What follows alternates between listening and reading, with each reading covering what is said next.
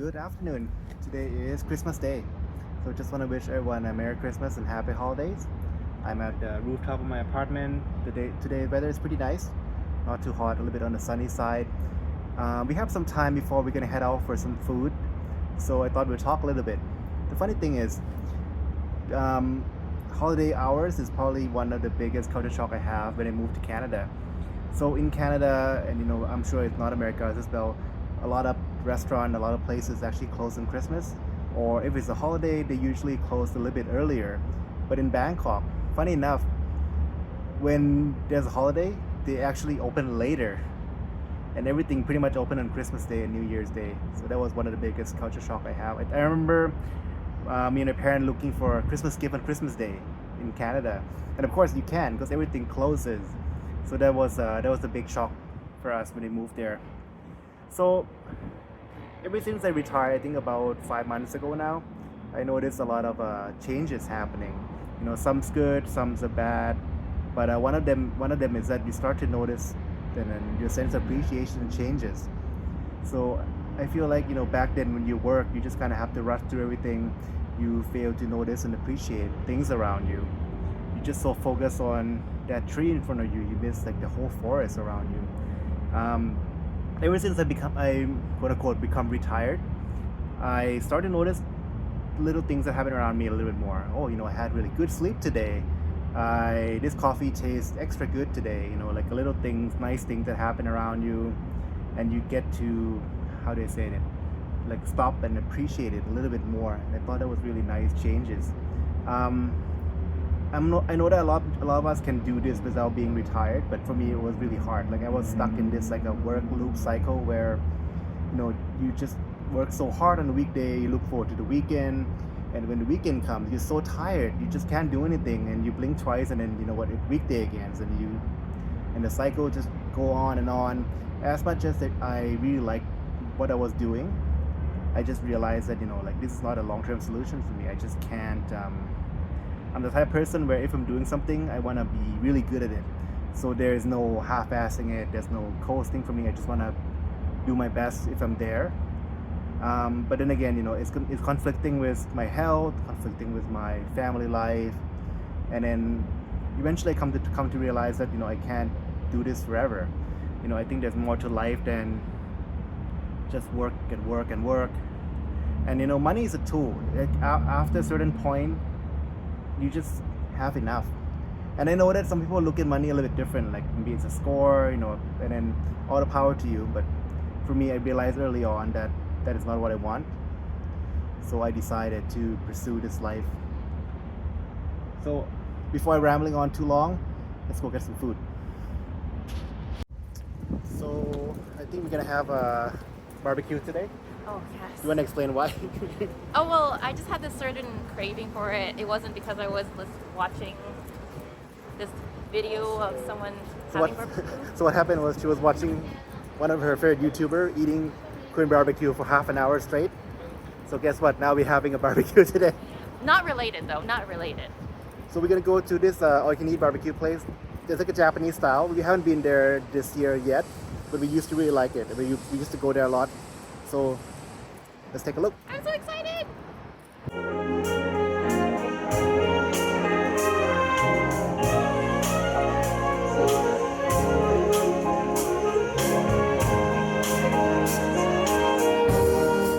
Very lively in the mall. There's even like a concert going on. Yeah. So this is Christmas Day in Bangkok.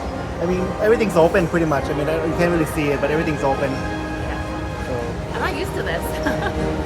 it's actually the first time we're celebrating Christmas just ourselves, usually with the families and stuff. So definitely a different experience for sure. We're almost at a restaurant. Can't wait to eat. I'm so hungry. Hopefully they have some Christmas special. Oh, yeah.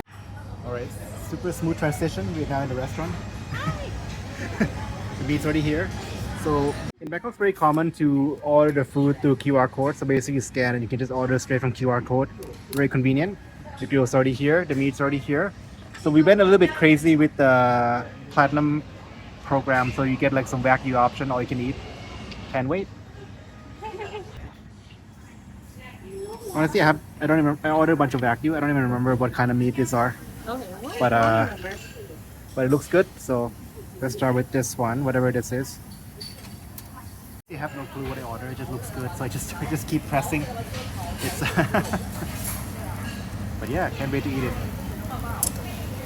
Okay. This is some kind of bagu. I don't know what it is, but very good. What are you doing? I'm just adding lettuce to this meat. Making like a lettuce wrap? Yeah, lettuce wrap.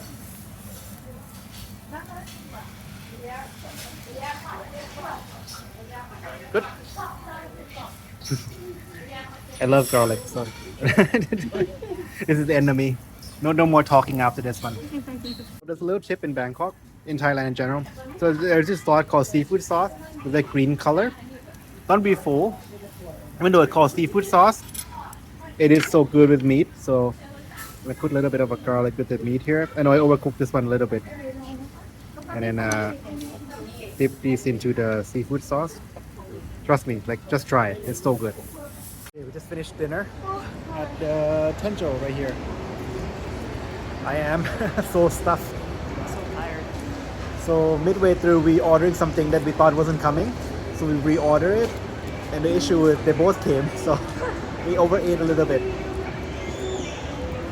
It's still not as bad as back then. Because back then, you know, when I was in university studying, money was so tight that I would save up for like to go to buffet once in a while. And then every time you go there, you gotta like, I gotta make my money work. So you gotta eat so much and you just get so full. But nowadays, I think we have a little more options. So I think we go to buffet more for variety and more for, you know, like any other reason but to stuff ourselves. Yeah. Even though we did stuff ourselves this time. So probably gonna walk around a bit and then walk off this fullness, and then we'll probably head home. And pass out.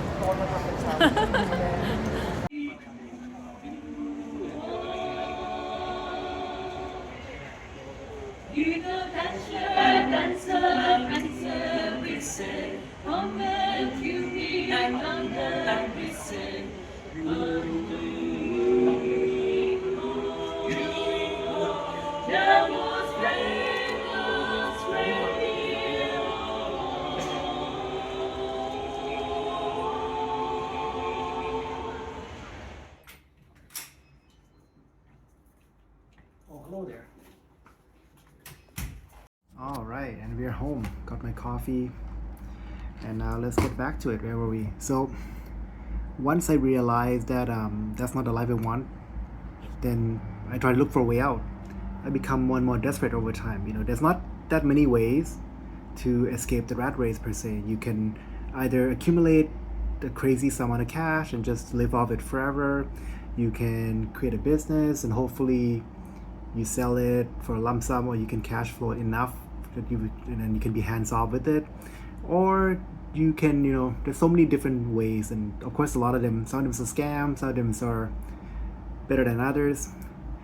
But in the end, I find that investing is probably the most how do you say it, sure way and also more predictable way of all. You know, like S&P 500, the overall US market has a pretty decent return over the long period of time. So I feel like that was probably the highest probability of success for me. So then, you know, like once the way has been kind of chosen, I didn't have everything mapped out, but then thankfully Linda also on board with the idea. Like she was actually very, very easy to get on board with, surprisingly. So I think it's kind of playing into the fear that, you know, she grew up in a very unstable household. So the idea of potential stability really, really sit well with her. So of course, you know, once we decide that this is how we're gonna escape, we pour heart and soul into it. We sacrifice things that we realize that are not as important for us. I think there was like I forgot who said it, like, you know, like small inconvenience is cheap.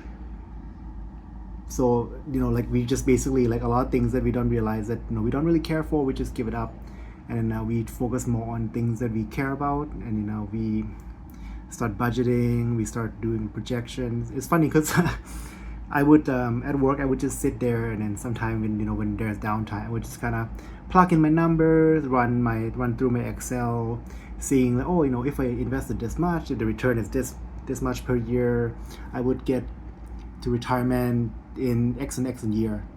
And then there was so many like a financial independent blog about it. I would read those ones and I would dream of like what I would do. I mean, there's so much story that I could tell about that, but I'll leave it to the next time. So yeah, so actually initially we projected that if we really go for it, we would hit maybe the number that would be comfortable retiring with in like maybe like early 40s. But due to some good lucks and accompanied with some bad luck, but with the market and with some lucky stock picking, nothing crazy. We finished quite a bit early of our projection. Sure, we might have be not fully on S&P 500. We do a lot of like a dividends and a little bit of like a derivative funds that would like some mix of fixed income to generate us the dividend we need to live on. So I wouldn't call it like a traditional FIRE per se, but that's how we got there. So I know that this is like a very condensed version, and maybe you would talk more about it in the future.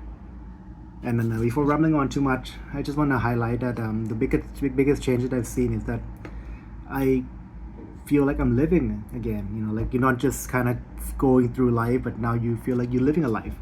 You get to appreciate little things. You get to be happy about small things. You don't feel like you have to, okay, get to A, now B, then C, then just keep like rushing through, get it done as soon as you can. Now you can, you know what, I'm gonna stop at A, I'm gonna enjoy what's good about A, and then go on to B. Maybe you come back to A later.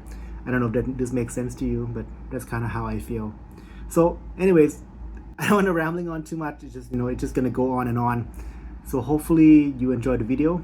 I know it's a bit of like a short one. I didn't really need to do too much today at Christmas. We just wanna go out, get some food, and come home and relax. So I don't know when this video gonna come out. If I don't see you before end of the year, I just want to wish everyone a happy new year. Hopefully you have a really good 2024, and I'll see you in 2025. Thank you for spending time with us today. If you enjoyed the journey, please subscribe and then follow along. Bye.